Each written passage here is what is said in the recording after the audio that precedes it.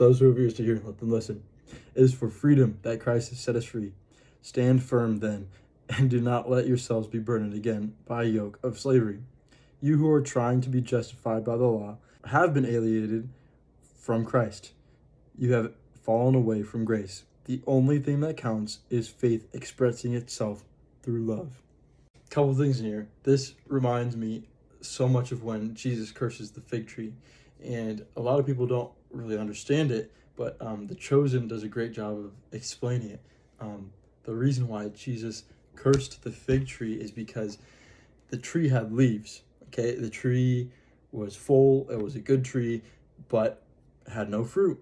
Just like the Pharisees, you would, by the outward appearance, you would think that they're good, but they had no fruits of the Spirit. Just like avid churchgoers who go every single week, but then when you have a conversation with them, you realize that they don't operate in the fruits of the Spirit, which as followers of Christ, that's how we're supposed to operate. That is the yoke that he says to put on. The yoke is literally just his fruits, his perspective on life.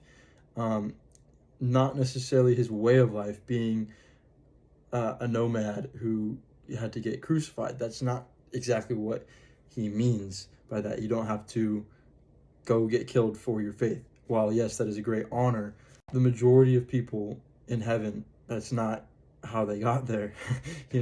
It's by having the yoke of Jesus, which is just the perspective, and using the fruits of the Spirit that he freely gives. He gives them freely. All you have to do is ask for them. If you want more wisdom and knowledge about the Bible, ask him and put in the time. It's just like leveling up in a video game. You spend time on the video game and you practice. Life's the same way. Life is basically one long giant test from God to see if you pass or fail. And passing, you go to heaven, spend eternity never feeling a bad feeling again, or you go to hell, which is the opposite, and it kind of sucks there. So try your best not to go to hell.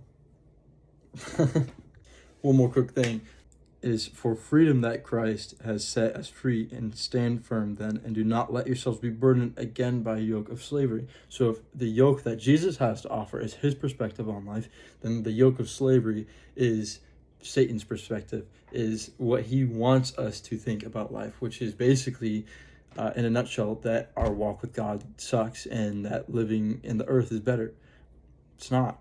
Because as soon as you start to walk with God and then you walk away a little bit and you sin, what's the first thing that happens? You start to feel a condemnation, you start to feel bad about yourself, all these things, right? And that's not the yoke that we're supposed to have. We're supposed to enjoy our walk with faith, and we're supposed to enjoy our